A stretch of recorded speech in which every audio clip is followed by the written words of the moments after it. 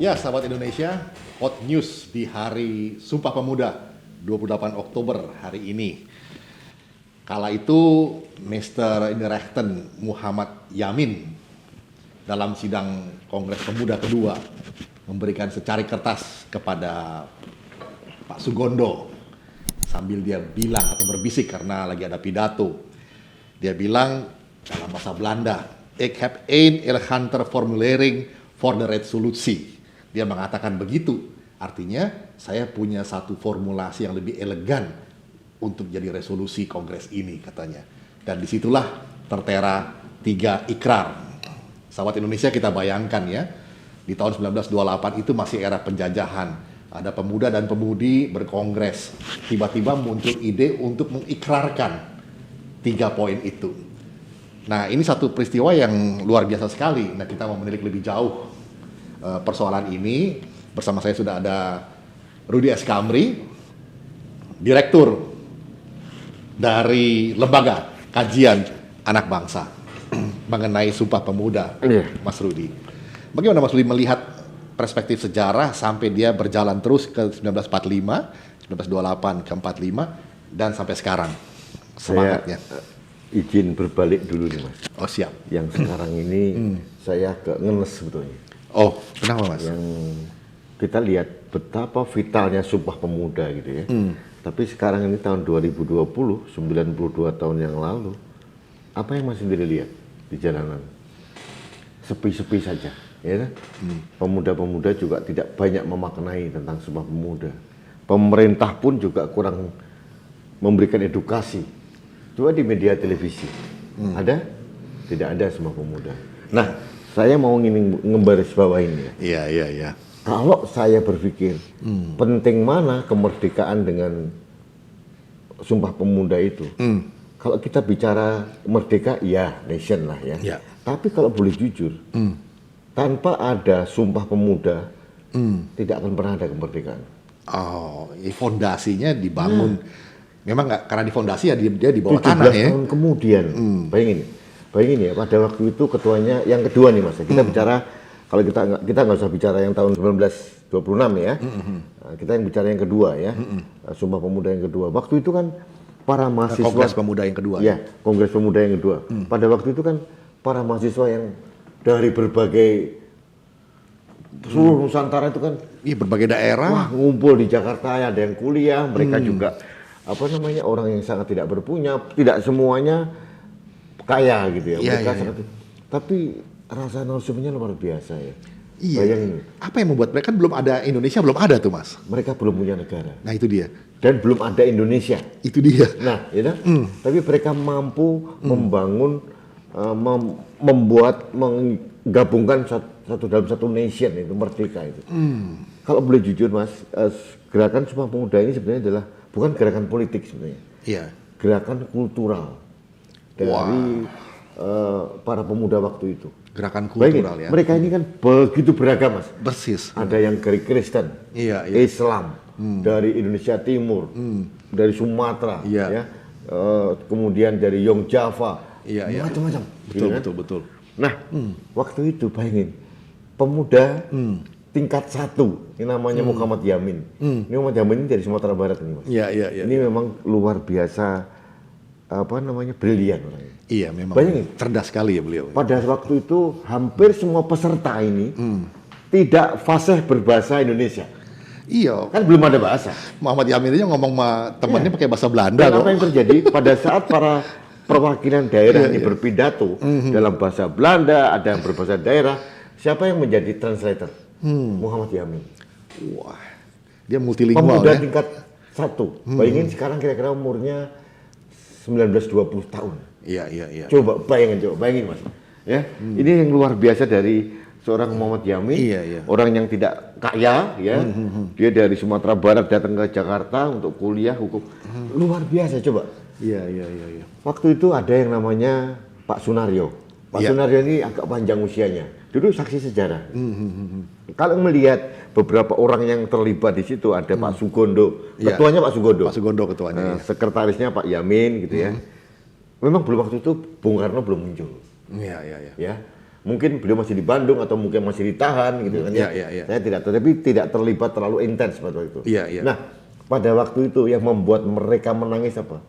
Ada seorang pemuda dari Surabaya dan beragama Kristen, namanya Wage Rudolf Supratman. Dia dengan biola yang butut menyanyikan namanya Indonesia Raya pertama kali. Luar biasa ya. Coba bayangin, belum ada negara, betul. Belum ada Indonesia, dan mereka menyatukan dari berbagai pulau terserak seluruh Nusantara ini. Saya akan bertanah air satu, tanah air Indonesia, berbangsa yang satu, bangsa Indonesia. Dan mereka mengakui bahasa Indonesia sebagai bahasa persatuan, bukan bahasa Jawa, bukan bahasa Minang, bukan bahasa Batak, bahasa Indonesia. Luar biasa ya itu ya. Nah, luar biasa sekali. Coba bayangin Mas, makanya kalau ada anak-anak sekarang tidak mengerti sejarah gitu ya, kemudian mereka demo teriak-teriak karena dibayar 200.000, sedih saya. Sedih saya Mas. Pada saat Hari Sumpah Pemuda, mereka di jalanan demo, yang diperjuangkan apa tidak tahu. Coba kita head to head ini Mas ya, dengan pemuda zaman dulu. Yang diperjuangkan apa? Mereka itu ingin membentuk satu nation. Ada risiko nggak Mas? Besar itu. Di bawah bayonet dan ancaman tentara Belanda. Dan mereka ini kan warga negara kelas 2 kan? Zaman itu ya. Betul kan? Dan Mas Dante tahu, rumah yang di Jalan Keramat itu Mas? Itu rumah seorang Tionghoa. Luar biasa ya. Coba. Jadi keping-keping sejarah ini kan harus dikumpulkan. Jadi jangan sampai kita bicara kemerdekaan 17 Agustus. 17 Agustus waktu itu memang harus merdeka. Karena apa? Jepang sudah kalah. Itu ada konstelasi internasional. Sudah memang harus merdeka. Itu pun Bung Karno dipaksa-paksa toh. Diculik dulu ke Rengas Dengklok lah, segala macam lah. Oke lah, kita tidak mengecilkan arti Soekarno memang Tapi kalau harus kita tarik ke belakang, 17 tahun sebelumnya Mas. Itu Mas yang saya ingin katakan. Idenya, imajinasi itu dibangun sejak 1928. Nah, mereka ini Mas, coba. Kalau menurut saya, tanggal 17 Agustus 45, itu hanya ketok palu. Kenapa? Ini udah direkat sama Sumpah Pemuda ini. Bangsa-bangsa ini. Itu sahabat Indonesia yang kita mesti menjalin, merajut keping-keping sejarah seperti kata Mas Kamri tadi. Mas Andre juga harus jangan lupa melupakan sejarah juga. Sebetulnya sebelum tahun 1928, tahun 1023, itu mulai itu Muhammad Hatta. Dia mulai bergerak tentang nation yang namanya Indonesia dari mana? Dari Belanda. Belanda, Jadi itu udah mulai. Sudah mulai diaspora juga mereka terlibat. Pertama kali mereka kan tergabung dalam pemuda PPI lah, apa PPI itu ya. Mereka udah bergerak gitu. Memang belum terorganize betul. Seperti zaman tahun 1928 coba. Saya kadang-kadang kalau peringatan ini harusnya diperingati besar-besaran. Ya, ini agak-agak negara ini agak sedikit melupakan sejarah ini. Itu kalau dinafikan itu spirit itu tidak bisa terwarisi terus ya dari bukan zaman hanya dan generasi pemuda ke generasi. Terus hanya pemuda, bukan. Ini adalah suatu anak bangsa yang membentuk suatu bangsa. Bangsa yang belum ada, negaranya nggak ada. Jadi identitas keindonesiaan itu betul-betul formal. Kalau kata-kata simbol formalisasinya pada saat 1928 itu ya muncul. Mereka belum ada negara sudah berani mengatakan bertanah air satu, tanah Indonesia. Berbangsa yang satu. Bayangin coba. Belum ada negara. Mereka itu, tahu Mas, di sisi lain, mereka itu visioner tuh. Exactly, persis. Itu dia. Sama jangkauan jauh ke depan. Berani bermimpi ya mereka, berani bervisi, berani bermimpi. Jadi nggak takut. Jadi, betul. Dan mereka tidak sekedar bermimpi, Man. Akhirnya kan mereka perjuangkan benar toh. Akhirnya diimplementasikan dalam perjuangan. Ada eksekusinya tahun 45. Nah, sebetulnya kalau boleh jujur, saya tidak mengecilkan arti 1945 ya. Tapi saya mohon maaf nih, kalau kita belajar sejarah tanpa ada 1928 tidak terjadi di 1945. Ya itu dia fondasi. Minimal Mas Bung Karno akan kesulitan mempersatukan masih bercerai-berai. Ini kan sudah diikat kuat ya. Dan waktu itu ada orang Arab yang ada di Indonesia, orang Tionghoa di sini, Batak, kemudian Jawa, Sumatera, Minang, semuanya ngumpul jadi satu. Berbagai bangsa. Bhinneka belum ada loh Mas. Bhinneka Tunggal Ika belum terada. Mereka sudah bersatu. Itu dia. Nah, bagaimana sekarang semangat yang seperti itu ya dalam situasi konteks zaman itu di mana mereka dalam tekanan, dalam penjajahan, tetapi anak-anak muda ini bisa mengatasi itu semua. Nah, ini Mas, kalau saya bilang, saya tidak menyalahkan anak muda sekarang, karena mereka tidak mendapatkan ilmu dan informasi, ya toh? Kita mempunyai daya literasi rendah, ya. Di sisi lain, pemerintah, negara kurang memberikan edukasi. Ya, ya, ya. Coba, Mas, saya juga baru tahu, gitu ya. Setelah saya belajar dengan detail, oh dulu saya nggak ngerti. Hanya tak pikir kumpul-kumpul pemuda, ternyata ini Mas, bayangin, ada seorang Muhammad Yamin, Ya. orang Minang ini ya, yang berani mendeklar, Pak saya punya konsep nih. Iya, iya. Loh, saya tanya nih, ada pahlawan proklamator nih. Ini orang-orang ini jadikan pahlawan semua nggak? Iya, iya, iya. Tidak semua. Sunaryo, Sugondo, itu semua nggak ada. Itu gerakan moral. Belum lagi waktu itu Mas, sebelumnya tahun 1926 ada juga Kongres Perempuan. Yang Oh, di iya, Solo. iya, iya, iya. Ada. Jadi mereka sudah bicara hak perempuan. Iya, persis. Dan mereka formulasi yang dibikin oleh Muhammad Yamin itu juga mengatakan putra dan putri Indonesia. Kesetaraan gender udah muncul saat itu dan dinyatakan gitu ya. Coba bayangin, belum ada yang nyuruh, belum ada yang order, tidak ada seperti ADMS, tidak ada seperti yang lain gitu ya. Ada seorang pemuda yang namanya Wage Rudolf Supratman gitu kan. Gitu, berani dia mengarang, membuat dengan biola bututnya itu mengarang lagu itu. Itu juga ya salah satu momen itu ya. Gitu. Meskipun waktu itu yang dinyanyikan beliau ada 3 stansa Mas. Iya, 3 stanza ya. Nah, ini yang anu ya. Ya, sekarang mulai digaungkan lagi 3 stansa. Tapi menurut saya, apapun terjadi harus ada ketetapan negara. Iya, persis. Nah, keputusan nasional kita tetap yang ada sekarang. Gitu. Kecuali kalau negara melalui undang-undang atau apapun sudah memutuskan kembali ke 3 stansa ya. Ini perubahan ini Mas, perubahan lagu kebangsaan ini nggak main-main ini. Iya, Ini bersangkut paut ke seluruh dunia ini. Iya, sama seperti Pancasila ya, Panca ya 5, bukan lagi 3 atau 1. Nggak jadi peres-peres ya, gitu lah. Iya, sahabat Indonesia, ini dimensi sejarah ini bukan hanya sekedar catatan, tetapi ada semangat yang perlu diwariskan terus dan menjadi inspirasi. Inspirasi itu artinya bagaimana spirit itu masuk, inspire ini ditiupkan kembali, menghidupkan kembali dari generasi ke generasi. Nah, sekarang ini Mas Rudi, bagaimana sarannya nyatanya supaya di tahun 2020 ke depan ini semangat dari Sumpah Pemuda yang sampai deklarasi di independence, nah sekarang ini bagaimana kerja kita untuk membebaskan, untuk freedom dari kebodohan, kemiskinan, dan sebagainya ke depan. Mas, kita ke depan penting sekali ya. Tantangannya beda, ancamannya beda, hambatannya berbeda. Oke. Tapi tetap tidak harus boleh melupakan. Persis. Ya. Nah, untuk memberikan semangat melangkah ke depan ini Mas, saran saya yang pertama adalah pemerintah harus mulai kembali membedah sejarah Sumpah Pemuda ini. Ya. Kongres Pemuda yang kedua ini dibedah, kemudian diberikan pemahaman. Karena waktu yang kita terima di SD SMP nggak seperti ini kan? Ya. Hanya sekedar Data-data sejarah. data sejarah doang. Ya. Kita lebih detail setelah kita belajar sendiri. Iya. Nah, ini sebagai semangat bagi teman-teman kita dan semua kita untuk melangkah ke depan bahwa satu, dulu belum ada negara saja, sudah ada yang berani mempersatukan diri. Nah, yang ke depan artinya apa? Sehebat apapun tantangannya, persatuan Indonesia tidak boleh dilupakan. Persis.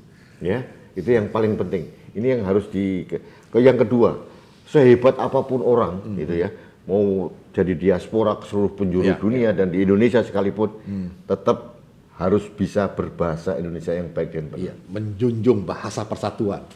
Nah, yang ketiga, ya, sehebat apapun dia, setinggi apapun jabatannya dan sebagainya, jangan pernah melupakan jati diri sebagai bangsa Indonesia. Itu dia. Nah, Mas Andri, saya kemarin mendapat pelajaran dari berbagai orang yang justru dari luar negeri. Ya, ada orang-orang yang sudah 20 tahun ke luar negeri. Saya tanya tentang bagaimana pandangan tentang Sumpah Pemuda. Luar biasa.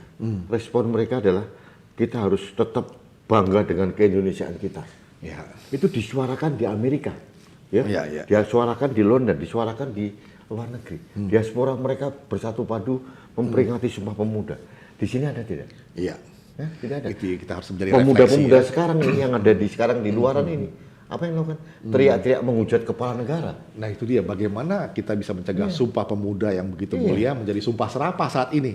Ini yang kita mesti ini yang sikapi harus dengan baik. Ya, mereka ini kan produk Mas. Yang paling mohon maaf nih, yang tidak punya etika ini yang menunggangi mereka ini loh. Iya. Nah, ini mereka nggak punya kebangsaan gitu loh. Nah, saatnya sekarang ini, Mbok, ya kita kembali ya. Sehebat apapun perbedaan, tetap loh ikatan kita sebagai keindonesiaan kita jangan sampai pudar. Gitu, Persis. Ada lagi yang membahayakan, Mas. Kelompok-kelompok yang saya katakan SJW ini, Social Justice Warrior. Mereka ini anti Sumpah Pemuda. Anti nasionalisme. Nggak ada mereka. Hanya internasionalisme gitu. aja. Mereka internasionalisme aja. Mereka bukan Pancasila, mereka nggak ngerti. Mereka nggak peduli tentang Indonesia. Lepas dari akarnya ya. Lepas, mereka hanya bicara hak asasi sebagai manusia. Tapi mereka lupa bahwa mereka itu makhluk sosial. Ya. Makhluk sosial itu diikat lagi dalam satu yang namanya masyarakat. Ya. Masyarakatnya diikat lagi dalam satu wadah yang namanya negara. Ya. Dan negara, menjadi negara ini perjuangannya Ya. berapa juta orang meninggal, Mas. Ya, dengan Mulai tangis, perang darah, di dan doa. Ponegoro, perang Mataram, perang dari ujung Sisingamangaraja sana, dari Bali, perang melawan Belanda supaya ada negara. Ya. Sekarang sudah ada wadah, gitu ya, dijaga aja nggak mau. Ya. Malah sering menggadaikan negara ini. Gitu. Ya. Nah, ini bukan hanya untuk SJW juga, saya juga mengkritisi para pejabat yang ada di negara ini. Ya. Mereka tidak membangun, gitu ya.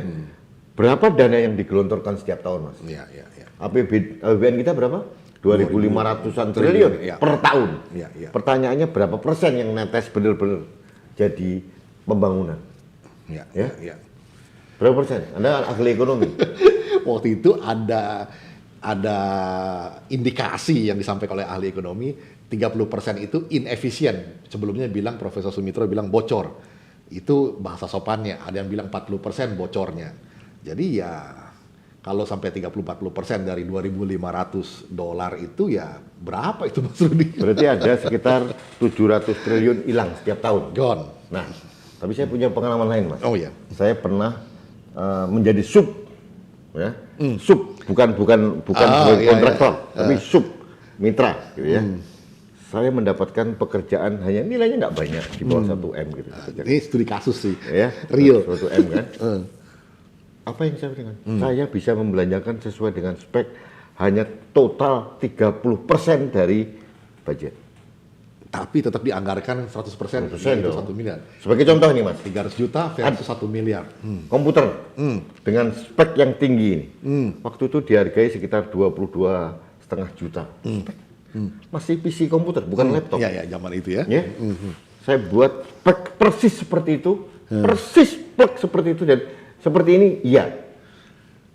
Hanya dapat, saya hanya keluar biaya berapa? 7,5 juta. Ada selisih berapa, Mas? 15-an.